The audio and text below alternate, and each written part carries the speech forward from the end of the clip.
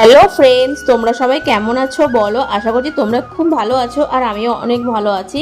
তো অনেক দিন পরে তোমাদের সামনে একটা ভয়েস ভিডিও নিয়ে আসছি। আমার অনেক ভিডিও রয়েছে, আমি ভিডিওগুলো এডিট করে পোস্ট করতে পারছি না সময়ের জন্য। এদিক ওদিক করতে করতে আমার কাজ করতে করতে আমার টাইম পুরো শেষ হয়ে যাচ্ছে। তো টুকটাক রিলস ভিডিও পোস্ট করছি, তোমরা হয়তো দেখছো।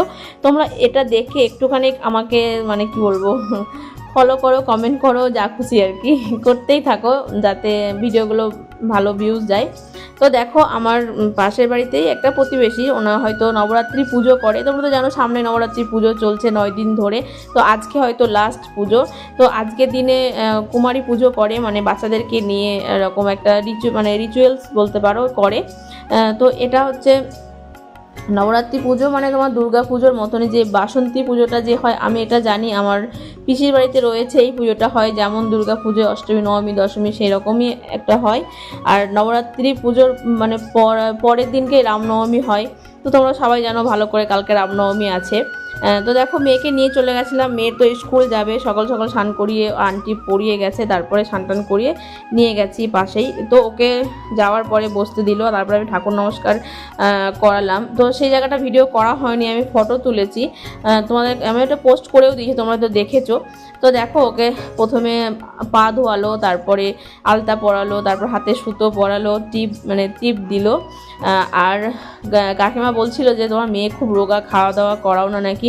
সত্যি কথা বলতে আমার মেয়ে সত্যি খুব রোগা। আমারও আর ভালো লাগে না এই কথাটা শুনতে শুনতে, প্রত্যেকটা মানুষই বলে। কিন্তু আমি জানি না, আমি যথেষ্ট চেষ্টা করি মেয়েটাকে ভালোভাবে খাওয়ানো দাওয়ানোর, কিন্তু আমার মেয়েটা না মোটেই ভাত খেতে চায় না বেশি করে। এখানে আমার খুবই কষ্ট। কি আর করা যাবে, কিছু করার নেই, সবই ওনার ইচ্ছা। উনি যেটা করছে সেটাই হচ্ছে, উনি হয়তো এটাই চায় আমার মেয়ে রোগা থাকবে। তো তারপর দেখো, এখানে মেয়েকে প্রদীপ জ্বালিয়ে বরণ করে নিচ্ছে। আর আমার না এগুলো খুব ভালো লাগে, তার জন্য আমি ভালো একটু ভিডিও করে রাখি, তোমাদের সঙ্গে শেয়ার করব।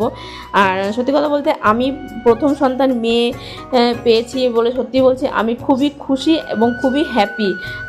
মেয়ে হচ্ছে সত্যি দেবীর রূপ, মা লক্ষ্মী সরস্বতী যেটাই বলো, মেয়ে হচ্ছে দেবীর রূপ। তো আমার মেয়ে আমার ঘরের লক্ষ্মী, কারণ আমার মেয়ে এসছে বৃহস্পতিবার। তো আমি ওকে আমার লক্ষ্মীর মতনই রাখতে চেষ্টা করি, যা আমার মেয়েটাকে একটুখানি লক্ষ্মীকে যেরকম সাজিয়ে গুছিয়ে রাখে সেভাবে রাখবো। তো জানি না কেমন পারি, সেটা ও ভালো করে জানে, কারণ ও জানে আমি যেটা বায়না করি মা সেটাই আমাকে দেয়। আর এখানে দেখো, কথা তো আমার গুছিয়ে বলা হচ্ছে না, অনেক দিন হয়েছে আমি ভয়েসে ভিডিও করছি না। তো এখানে দেখো আমার মেয়েকে প্রণাম করছে। আর আমার মেয়ে না এগুলো করলে না ও একটু কেমন করে, বাইরে বেরিয়ে এসে বলছে মা আমি আবার একটা সম্মান পেলাম। ওর খুব ভালো লেগেছে, ওকে এরকম প্রণাম করেছে, আলতা পরিয়েছে, তারপরে খাবার দিয়েছে, লুচি ছিল তোমার।